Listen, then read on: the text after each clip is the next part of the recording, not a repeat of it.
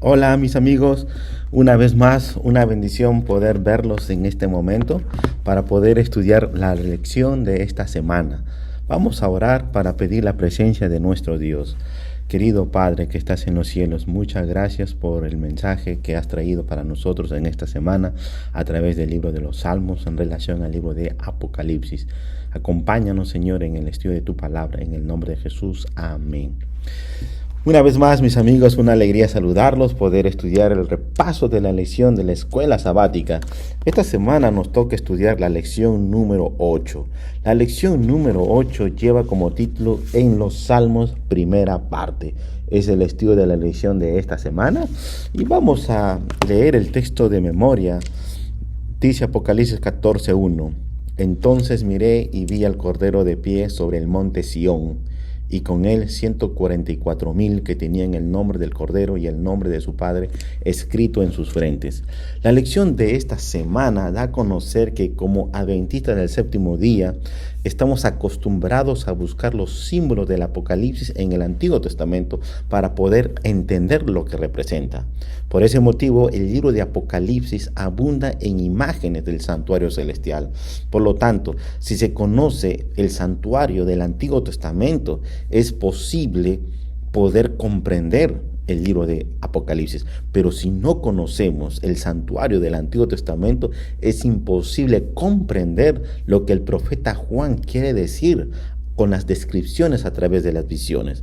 Por eso, mis amigos, las experiencias del pueblo de Dios en el Antiguo Testamento tienen algo que enseñarnos para este tiempo en el cual estamos viviendo. Y como dice el apóstol Pablo, estas cosas les sucedieron, por ejemplo, fueron escritas para advertir a los que han llegado al fin del tiempo. 1 Corintios capítulo 10, versículo 11. Por este motivo, hay una fuente de información particularmente provechosa en el libro de los Salmos, la colección de la poesía sagrada que explora numerosas experiencias humanas e interacciones posibles con Dios, desde el abatimiento por el pecado, el sufrimiento, hasta la alegría desbordante en su presencia y sus reiteradas promesas del perdón y la salvación que Jesús nos ofrece. Allí vemos también cómo se relaciona David con el santuario a través del libro de los Salmos, cómo David se relaciona con el santuario de Dios y cuál era la respuesta del pueblo de Dios a lo que el Mesías haría por ellos por medio del santuario. Además de esos modelos que nos ayudan a entender mejor el ministerio de Jesús, las experiencias de quienes comprendieron lo que Jesús enseñaba por medio del santuario, contienen valiosas lecciones para nosotros y para nuestra relación con Dios. Por consiguiente, mis amigos, el libro de Salmos vemos el sufrimiento del antiguo pueblo de Israel. A través de ellos podemos encontrar ahí también destellos proféticos relativos al fin de los tiempos, cuando el gran juez, nuestro Señor Jesucristo, venga finalmente en respuesta al anhelo de las naciones. De ahí que numerosos biblistas han señalado el carácter escatológico del libro de Salmos. En la lección de esta semana, mis amigos, vamos a encontrar mensajes que nos hablan a quienes vivimos en este tiempo, en el tiempo del fin. Vamos a reflexionar acerca de nuestro sufrimiento, de nuestras frustraciones y nuestras experiencias dolorosas en respuesta al silencio de Dios aparentemente. Anhelaremos la paz en los momentos de angustia y de guerras. Lloraremos como el pueblo de los Salmos, pero también seremos consolados y fortalecidos en nuestra esperanza al conocer la realidad y la certeza de las maravillosas promesas de Dios que vamos a encontrar cada día a través del libro sagrado, la Santa Biblia. En respuesta a ello, mis amigos, adoraremos al Señor, pues comprenderemos mejor la profundidad y el significado del anhelo de Dios, el anhelo de Dios de Israel para con nosotros. Y lo que es aún más importante, descubriremos hasta qué punto los cánticos de estos poetas y sacerdotes son muy pertinentes para quienes vivimos hoy en en día en el tiempo del fin. Una lectura atenta en el libro de Salmos, amigos, aporta detalles que hacen revivir el libro de Apocalipsis, especialmente el capítulo 14. El capítulo 14 del libro de Apocalipsis se describe la obra final de la iglesia, del pueblo remanente de Dios en la historia.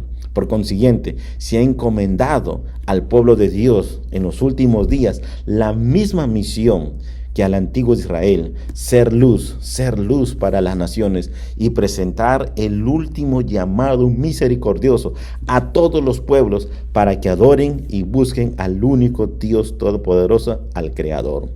Mis amigos, para este estudio de esta semana vamos a leer y vamos a analizar algunos textos del libro de Salmos.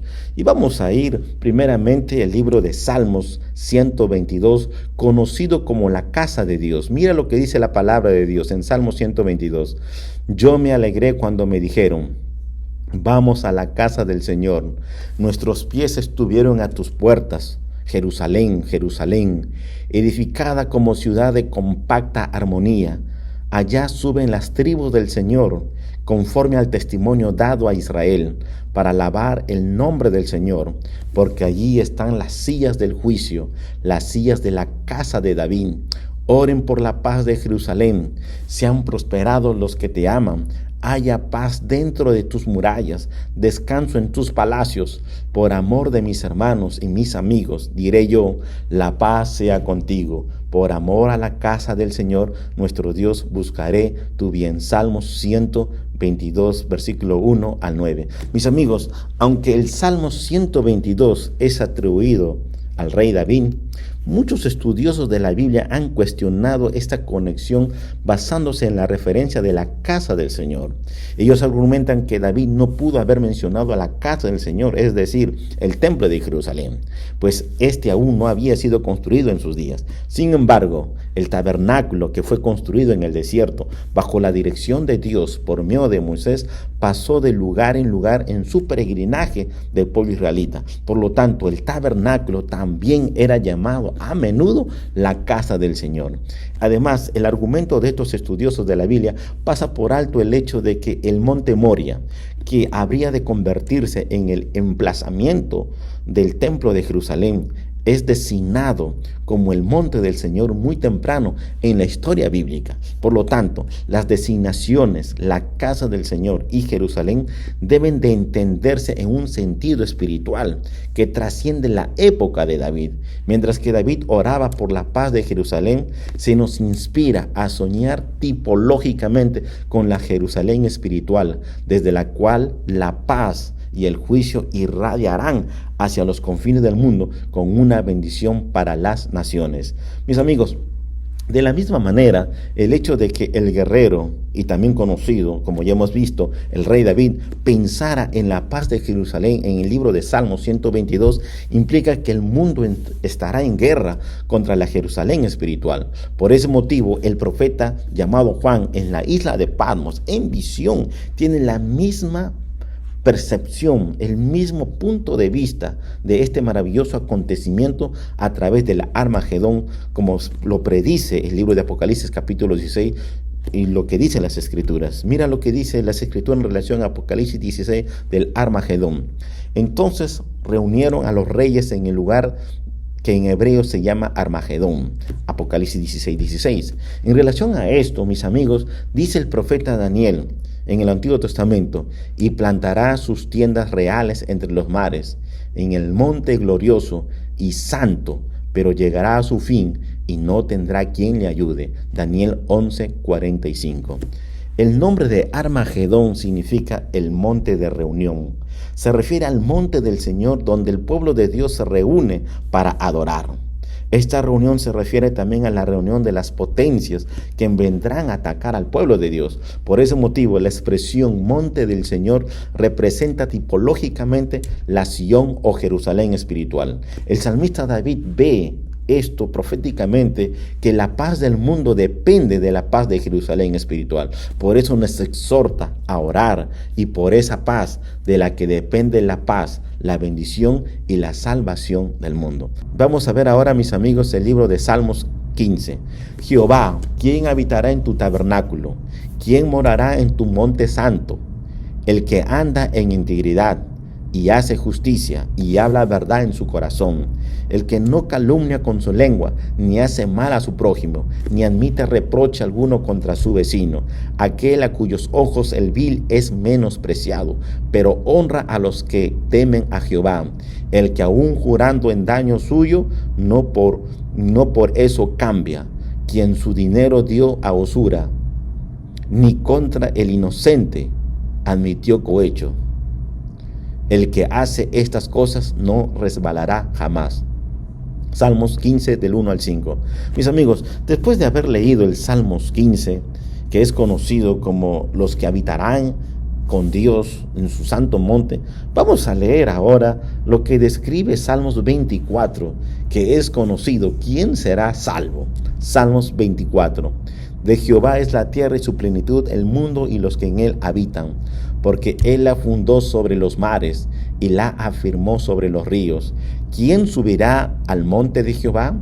¿Y quién estará en su lugar santo? El limpio de manos y puro de corazón, el que no ha elevado su alma a cosas vanas, ni jurado con engaño. Él recibirá la bendición de Jehová y justicia del Dios de salvación. Tal es la generación de los que le buscan, de los que buscan tu rostro, oh Dios de Jacob. Alzad, oh puertas, vuestras cabezas, y alzaos vosotras, puertas eternas, y entrará el Rey de Gloria. ¿Quién es este el Rey de Gloria? Jehová el fuerte y valiente, Jehová el poderoso en batalla. Alzad, oh puertas, vuestras cabezas, y alzaos vosotras, puertas eternas, y entrará el Rey de Gloria. ¿Quién es este Rey de Gloria? Jehová de los ejércitos. Él es el Rey de la Gloria. Salmos 24 del 1 al 10. Mis amigos, en los salmos que hemos leído, tanto del capítulo 15 y del capítulo 24, vemos que David formula una pregunta que se refiere al mismo acontecimiento, es decir, en la ocupación del monte santo o el monte santo de Dios, que se refiere a la Nueva Jerusalén celestial. Sin embargo, la respuesta a esa pregunta es diferente en ambos salmos. Tanto en los salmos del capítulo 15 y del capítulo 24 vamos a encontrar algo muy especial y muy importante. Por ejemplo, en el Salmos 15 la atención se centra en el plano humano y en la preocupación por el pueblo de Dios. La descripción de los justos contrasta aquí con la descripción de los impíos, que en el salmo anterior del capítulo 15, el salmo anterior, Salmos 14, persiguen al pueblo de Dios. Dicen las escrituras en relación al Salmo 14, 4. Los que obran iniquidad no tienen discernimiento, devoran a mi pueblo como si comieran pan y no invocan al Señor. Pero también vemos en el Salmo 14 que los enemigos se burlan del pueblo de Dios. Y en este Salmo vemos que el pueblo de Dios es identificado como el linaje de los justos. El pueblo de Dios busca refugio en el Señor y anhela su salvación. Y su salvación viene y vendrá únicamente de Sión. Por consiguiente, mis amigos, el Salmo 15 continúa con la misma línea. Y surge entonces la pregunta: ¿quién residirá en tu santo monte?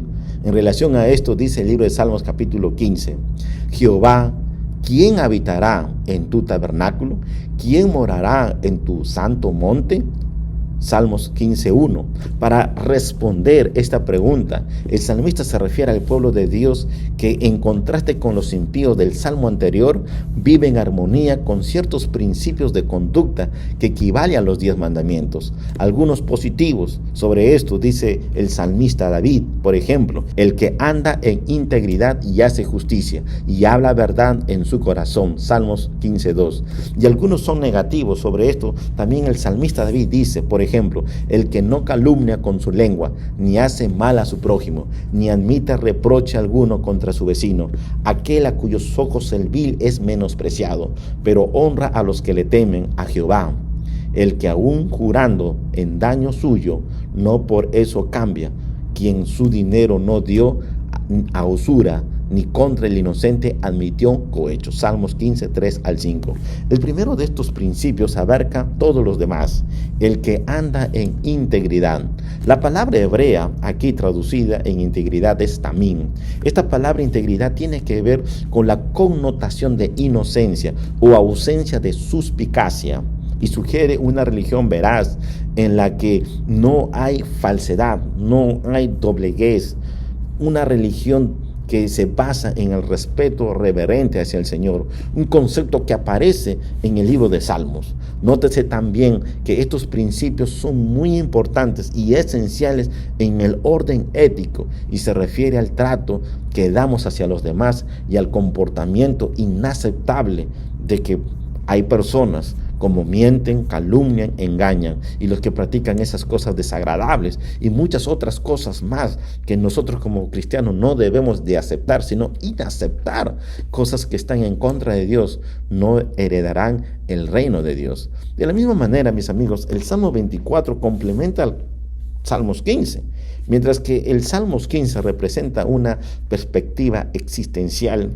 El Salmo 24 muestra un enfoque cósmico, articulado en 3 secciones. En primer lugar, el Salmos comienza con una afirmación del Dios de la creación, que gobierna el universo.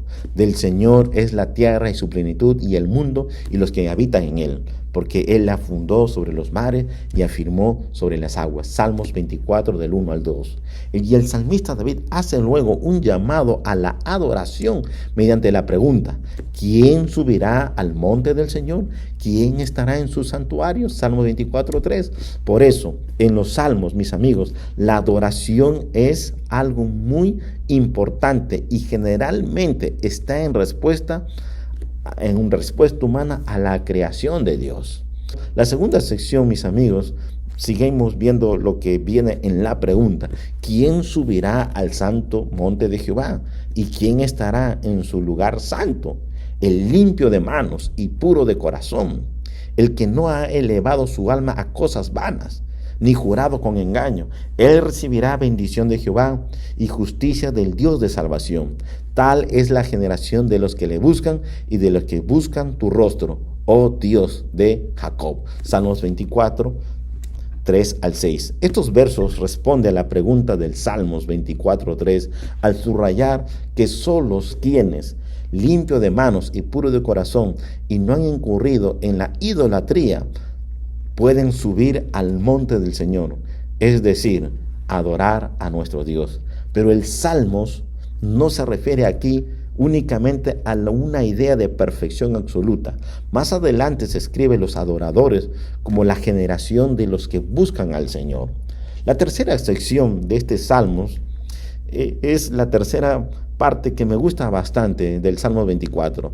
Y dice así la palabra de Dios en Salmo 24 del 7 a 10. Alzad, oh puertas, vuestras cabezas, y alzad vosotras puertas eternas, y entrará el Rey de Gloria. ¿Quién es este Rey de Gloria? Jehová, el fuerte y valiente, Jehová, el poderoso en batalla. Alzad, oh puertas, vuestras cabezas, y alzaos vosotras puertas eternas, y entrará el Rey de Gloria. ¿Quién es este Rey de Gloria? Jehová de los ejércitos. Él es el Rey de la Gloria. Amigos, en estos versos del 7 al 10, trata acerca de la venida del Rey de Gloria. Aquí se representa a Dios como un guerrero victorioso, poderoso en batalla, que ha derrotado a las fuerzas del mal y del caos, restaurando así el orden de la creación. En otras palabras, el ideal religioso del pueblo de Dios que espera la salvación de Sion es a la vez vertical y horizontal. Este ideal está compuesto por la fe personal con el Dios invisible y la esperanza en el reino venidero. Por lo tanto, es a la vez discernidor y apocalíptico esta maravillosa descripción. Mis amigos, seguimos la lección de esta semana, y en la lección de esta semana vamos a encontrar un salmo muy bonito, que es el Salmo 51, un salmo que ha sido parte de nuestra vida en nuestro peregrinaje que estamos viviendo en este camino en el Señor Jesucristo. Mira, el Salmo 51 es conocido como uno de los salmos de confesión y de arrepentimiento que hace el rey David hacia Dios. Y Dios lo perdona y Dios lo restaura, porque así es Dios con nosotros. Al mirar el Salmo 51, muchos de nosotros llegamos a la conclusión, como estaba mencionando, que es uno de los salmos favoritos que tenemos en el libro de los Salmos. Este Salmo 51 se destaca por muchas cosas, entre una de ellas, un corazón limpio. David, después que el profeta Natán lo confrontó por su pecado, hace esta maravillosa oración que se encuentra en el Salmo 51. Este Salmo 51, que es una oración de súplica a Dios, debería también ser para nosotros el anhelo de abandonar el pecado por lo que ha provocado nuestras malas decisiones y el deseo de encontrarnos con Dios en medio de la crisis que vamos a enfrentar. Amigos, vamos a analizar la oración de David en el Salmo 51. La oración comienza con el clamor de David pidiendo perdón a Dios por una apelación a su misericordia a causa de sus transgresiones. A continuación, el Salmo se divide en dos partes. En la primera sección es una súplica para que Dios borre las transgresiones que lo separan de Dios. Aquí se describe a Dios como un Dios de misericordia, un Dios de verdad, un Dios que oculta su rostro cuando el pecado está delante de los ojos de los hombres, como describe el Salmo 51:9. El pecado es tan grande y profundo que se utilizan todas las designaciones de la transgresión, como por ejemplo rebelión e iniquidad. Para dar cuenta de la magnitud de su falta, el poeta, el salmista David, utiliza una imagen hiperbólica. Su pecado se origina desde el momento de su concepción en el vientre de su madre. Por lo tanto, la única manera que tiene de acercarse a Dios y recuperar su relación con Él es que su pecado desaparezca, como que si Él nunca hubiera pecado. Por eso el salmista David pide en su oración: bórrame, lávame, límpiame y purifícame. La siguiente sección en este Salmo 51, amigos, se concentra con la idea de una renovación. Aquí encontramos palabras claves como crea, renueva, restaura y reedifica. Aquí en estos salmos, Dios es descrito como el creador y salvador. El salmo finalmente concluye con la visión de las murallas de Jerusalén y el sacrificio aceptado por nuestro Señor Jesucristo. Finalmente, mis amigos, vamos a ver en la lección de esta semana con lo que dice el título del versículo de memoria en relación a esto del libro de Apocalipsis. Y vamos a ver aquí finalmente, mis amigos, en la última parte de la lección de esta semana, que lleva como título el versículo de memoria acerca de los 144,000. Y mira lo que dice la lección de escuela sabática del versículo de memoria. Entonces miré y vi al Cordero de pie delante del monte Sión, y con él 144,000 que tenían el nombre del Cordero y el nombre de su Padre escrito en sus frentes. Apocalipsis capítulo 14, versículo 1. Mis amigos, en las Escrituras, un nombre, el nombre de una persona, sea hombre o sea mujer, representa el carácter de esa persona. Aún hoy en día, en muchas culturas se dice que una persona tiene un buen nombre cuando los demás opinan de su carácter. En la Biblia, la gloria de Dios también tiene que ver con la gloria de su carácter. Lo mismo ocurre con el nombre de Dios, que también representa su carácter, así como su ley, conocida como los 10 mandamientos, reflejan el carácter de Dios. Por eso, mis amigos, los 10 mandamientos es una transcripción de su carácter, y las Escrituras dan a conocer que Dios en su carácter es un Dios de amor. Y sobre esto mira lo que dice el apóstol Juan, 1 Juan capítulo 4, versículos 7 y 8. Amados, amémonos unos a otros, porque el amor viene de Dios. El que ama ha nacido de Dios y conoce a Dios. El que no ama no conoce a Dios, porque Dios es amor. En la experiencia, mis amigos, de la vida cristiana, este maravilloso grupo especial en el tiempo del fin es porque ellos viven con Dios y están experimentando una vida profunda con Dios, y el amor de Dios está sobre ellos. Se ha perfeccionado por la maravillosa obra, maravillosa de nuestro Señor Jesucristo en sus corazones, dando a entender que sí se puede vivir una vida de obediencia en amor a la santa ley de Dios, con la ayuda y la participación de Dios en nuestros corazones por medio del Espíritu Santo diariamente. Y a esa conclusión llegó el apóstol Juan cuando dijo en 1 Juan 5:3: en esto consiste el amor de Dios, en que guardemos sus mandamientos, y sus mandamientos no son gravosos. Sus mandamientos, los mandamientos de Dios, no son una molestia, no es algo pesado, no es una carga, como dice el salmista David, que los mandamientos de Dios son una delicia para con nosotros. Mira lo que dice el libro de Salmo. ¡Wow!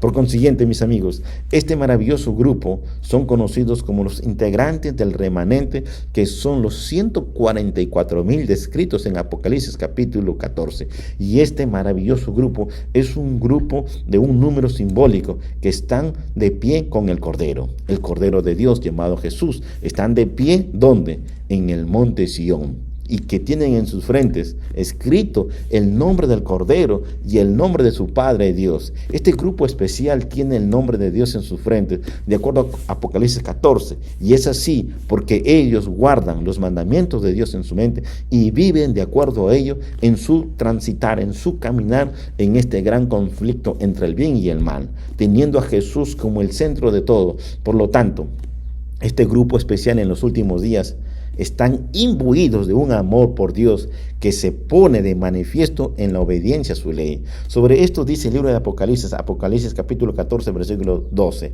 Aquí está la paciencia de los santos, los que guardan los mandamientos de Dios y la fe de Jesús. Ahora nota lo que dice el libro de Hebreos en relación a esto. Hebreos 10, versículos 16 al 17.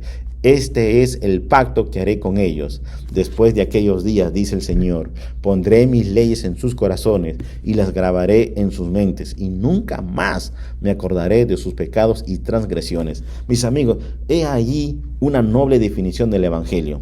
Aunque la ley de Dios se refleja en nuestra vida, todavía nosotros necesitamos que nuestros pecados sean borrados y que nunca sean recordados. Además, sobre este maravilloso nombre, que es el nombre que Dios pone en nuestras frentes, esto da a entender que ellos tienen escritos el carácter divino que representa en la mente, en el corazón, que Dios está en nosotros, su carácter divino en nosotros.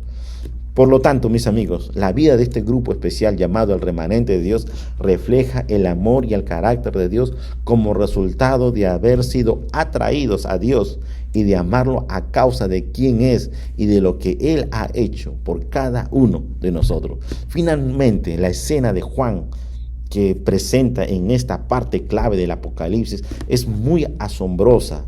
Mis amigos, mira, nosotros, simples pecadores como tú y yo, hemos sido rescatados de la muerte y tenemos el privilegio, por la gracia del Señor Jesucristo, estar en la presencia de nuestro Dios. No hemos ganado este derecho porque somos pecadores, sino que Dios nos concede esto por gracia, ya que el Cordero, el justo Hijo, el Hijo de Dios, está ahí por nosotros y está trabajando en nosotros con ese favor. Fuimos perdonados, estaremos redimidos y ya no tenemos que cargar con nuestra culpa, porque el Cordero ha llevado por nosotros nuestros pecados. En esta maravillosa escena final del tiempo del fin, finalmente el nombre de Dios ha sido escrito, ¿dónde? En el corazón, en la mente. Mis amigos, es difícil permanecer en silencio cuando hemos sido alcanzados por la maravillosa obra del Señor Jesucristo y cuando tenemos el nombre de nuestro Dios en nuestra mente, en nuestro corazón. Es difícil permanecer callados, en silencio, ante esta maravillosa manifestación de Dios con nosotros. Por lo tanto, tenemos como pueblo de Dios dar el último ofrecimiento de misericordia a gran voz, pero antes de la exhortación, adorar a Dios, como dice las Escrituras, Apocalipsis capítulo 14 y 7. Decía a gran voz: teman a Dios y darle gloria, porque ha llegado la hora de su juicio, y adorar a aquel que hizo el cielo y la tierra, el mar y las fuentes de las aguas, y del anuncio de la gran caída de la gran Babilonia, y de la advertencia contra la adoración a la bestia y a su imagen, se proclamará el fundamento del Evangelio, el Evangelio eterno, la salvación de nuestro Señor Jesucristo, la salvación que es la esperanza más grande que muchas personas deberían de escuchar. Esta maravillosa esperanza es de Dios, es la que viene de Dios. Mis amigos, Entonces, como mensajeros que hemos sido llamados por el Señor Jesucristo, tenemos un maravilloso mensaje. Realmente, si nosotros no tenemos este evangelio, no tenemos nada que dar. No tenemos ningún valor al mundo, pero si tenemos este maravilloso mensaje en nuestros corazones y damos al mundo, entonces tenemos un poderoso mensaje que anunciar al mundo, el mensaje de la salvación de Jesús. Este maravilloso mensaje está habilitado para todo ser humano, sin importar su condición y las circunstancias que está viviendo. Solo el poder de Dios podrá en nosotros transformar y poder dar a conocer el poder de transformación a las personas, y sus vidas de esas personas van a ser transformadas por el poder en el nombre de nuestro Señor Jesucristo. Por eso, únete a este maravilloso mensaje evangelístico en la proclamación del evangelio eterno, para predicar a nuestros familiares, amigos y vecinos, y a cualquier lugar donde Dios nos lleve, anunciar a viva voz el amor de Dios por ellos. Dios te bendiga. Si quieres ser parte de este maravilloso gran movimiento en la divulgación de la predicación del evangelio de nuestro Señor Jesucristo, solamente acércate a Jesús, y quién sabe, solamente Dios podrá ser tú y yo. Solamente Dios sabe de ser parte de los 144,000. Solo Dios sabe. Pero si no lo somos, que aprendamos a caminar en esta tierra confiando y obedeciendo a Dios a través de su palabra, a través de sus mandamientos, de aferrarnos a las promesas de Dios para ser conectados cada día y poder recibir la mayor bendición de Dios que derrama sobre cada uno de nosotros, dándonos por su amor, por su gracia y su misericordia, el Espíritu Santo.